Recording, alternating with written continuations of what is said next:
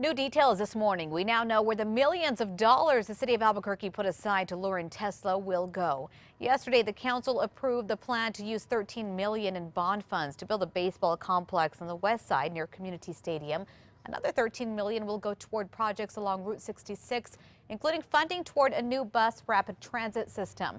$10 million will be used to lure other manufacturing companies here. The plan was a compromise between councilors and the mayor. And News 13 has learned New Mexico's bid to bring electric automaker Tesla's Gigafactory here was just a fraction of what Nevada ponied up. Multiple sources, including a high-ranking state lawmaker and an official with knowledge of the negotiations, tell News 13 New Mexico's offer to Tesla was less than $300 million. Now, that may sound like a lot, but Nevada won the plant with $1.4 billion in incentives, most of that in future tax breaks. A state economic development spokesperson neither confirmed nor denied details of what the offer was, only saying the state's offer was competitive. Innovate ABQ is making changes to its board this morning. Last week, remember we told you how the board, aimed at creating new business and jobs here in Albuquerque, was criticized for not being diverse. The group is a joint effort from UNM, the city, and private businesses that's going to be housed at the old First Baptist Church downtown. Critics are not sure the board that was made up of all white men exactly knew what folks in New Mexico needed. So we checked in, and it turns out that on Friday, the board expanded the membership to have 11 people on it. It includes a spot for a member from Bernalillo County. It also added Patricia Vincent-Colin from PNM. Albuquerque Mayor R.J. Berry says things are looking better here in Leduc City. Thank you. He gave the State of the City address yesterday and says Albuquerque's economy is getting stronger. That's even though Tesla did not come here, as Crystal talked about, and Forbes saying the city is dead last when it comes to creating jobs. Now, despite all that, the unemployment rate is down from last year, and the mayor says Molina Healthcare is moving its 650 employees to the CenturyLink building downtown. A Santa Fe judge is throwing out pot citations that fall under the city's new ordinance. Municipal Court Judge Annie Ellman told the Santa Fe New Mexican that she has been dismissing citations under the old law because she no longer has jurisdiction. Instead of being charged with a criminal violation, the ordinance allows people caught with small amounts of pot to be charged with only civil infractions. Officers have the option of citing people for pot possession under state law. U.S. House Democratic leader Nancy Pelosi has tapped a New Mexico state representative to be the head of the party's campaign committee. Democrat Ben Ray Lujan was picked to take over for New York Representative Steve Israel as chairman of the Democratic Congressional Campaign Committee.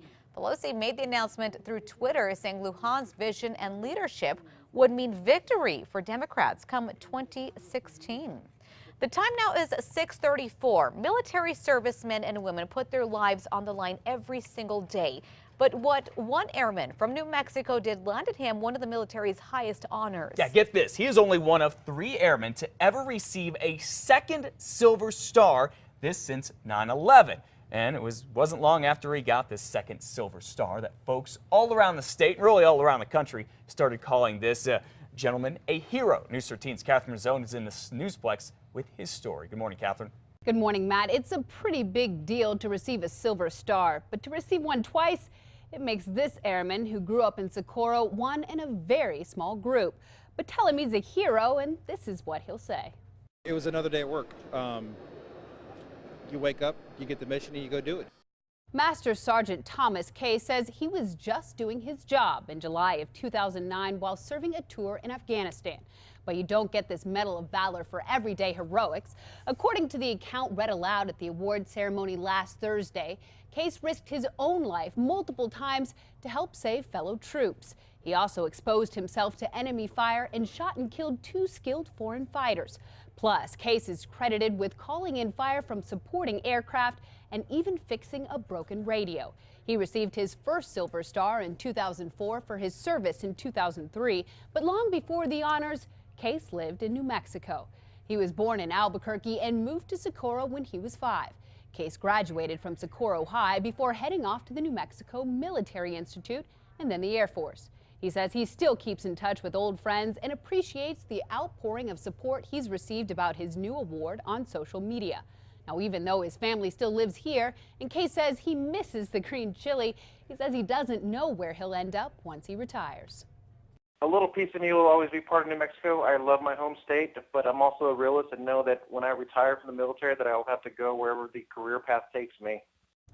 Now, Kay says joining the Air Force was one of the best decisions he ever made. His parents and siblings live in Albuquerque and Rio Rancho. Back to you.